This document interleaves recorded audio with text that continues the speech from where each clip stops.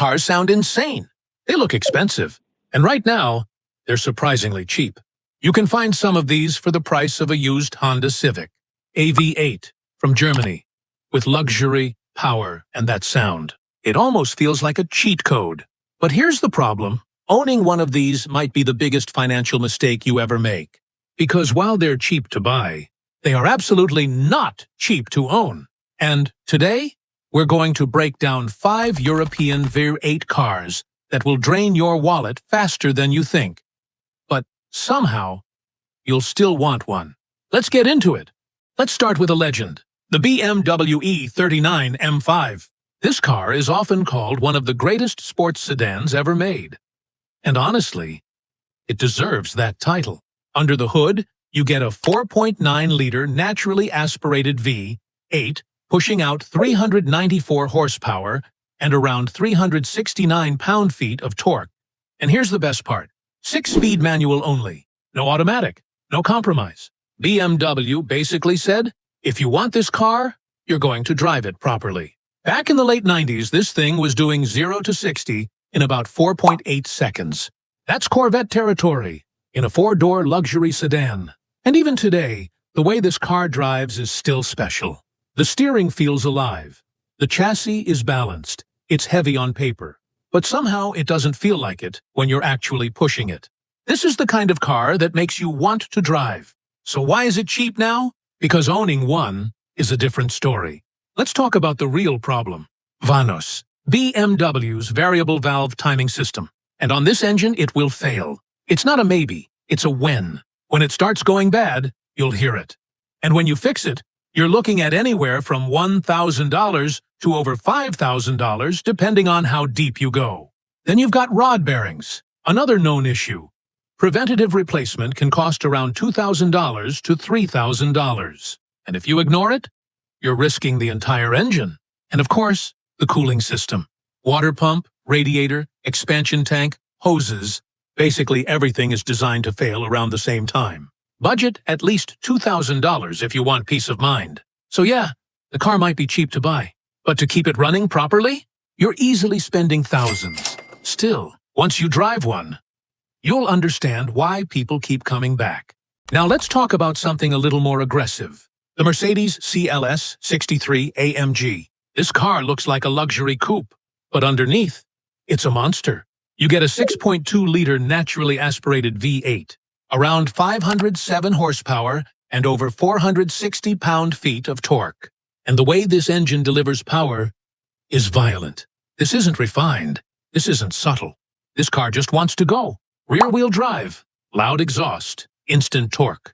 It feels like a muscle car, but wearing a suit, and that's exactly why people love it. You can find these now for relatively cheap compared to what they used to cost. But again, there's a reason. The biggest issue? Head bolts. On early models, the head bolts can fail. And when they do, coolant leaks into places it shouldn't. Best case, you catch it early and spend around $3,000 to $4,000 fixing it. Worst case, you're looking at engine damage. Then there's the air suspension. When it fails, and it will eventually, repairs are not cheap. And electronics? Let's just say, older German luxury cars don't age gracefully. Random issues, expensive diagnostics. It adds up fast. So yeah, you're getting a 500-plus horsepower AMG for a good deal. But maintaining it, that's where the real price comes in. Now this one is just crazy. The Audi S6 and S8 from this era came with a V10. And not just any V10, a Lamborghini-derived V10. Yeah, you're basically getting a Lamborghini engine in a luxury sedan. The S6 makes around 435 horsepower, and the S8 pushes closer to 450. And the sound? Completely different from a V8. It revs higher, smoother, and just screams at the top end.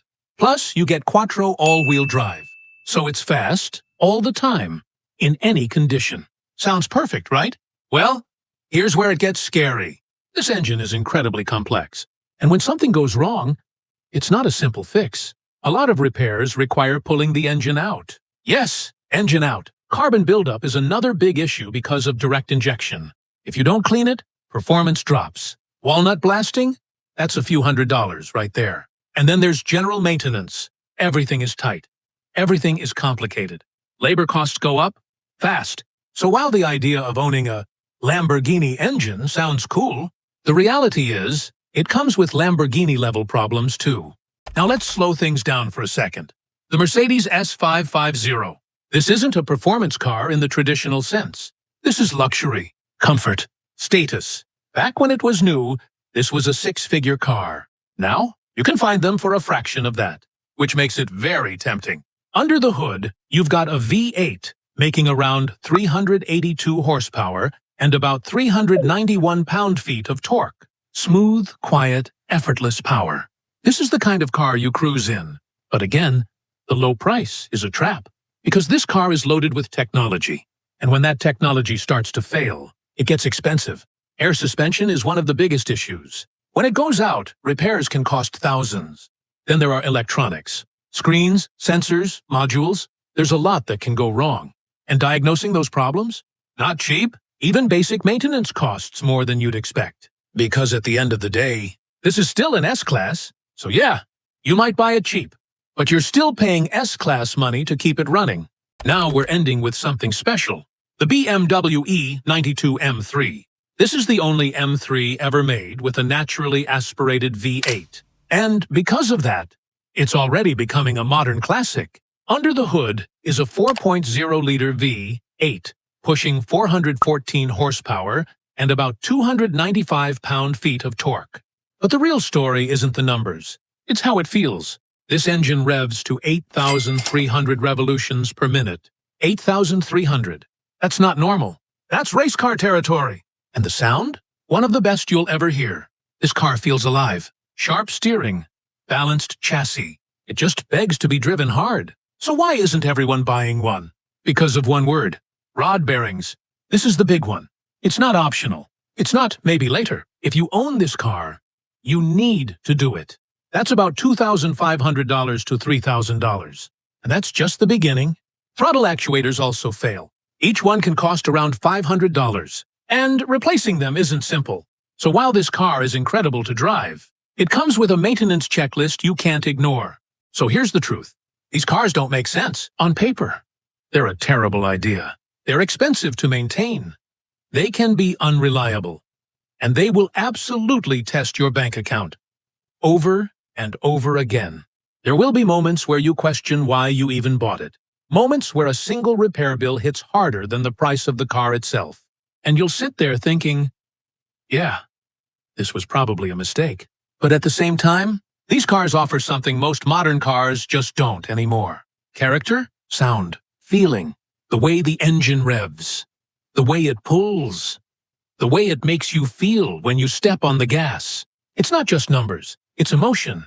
These cars aren't just transportation, they're experiences. They make every drive feel like something special, even if it's just a quick trip down the street.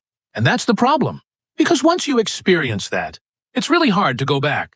And that's why, even knowing all the problems, hit like and subscribe button for more content about cars.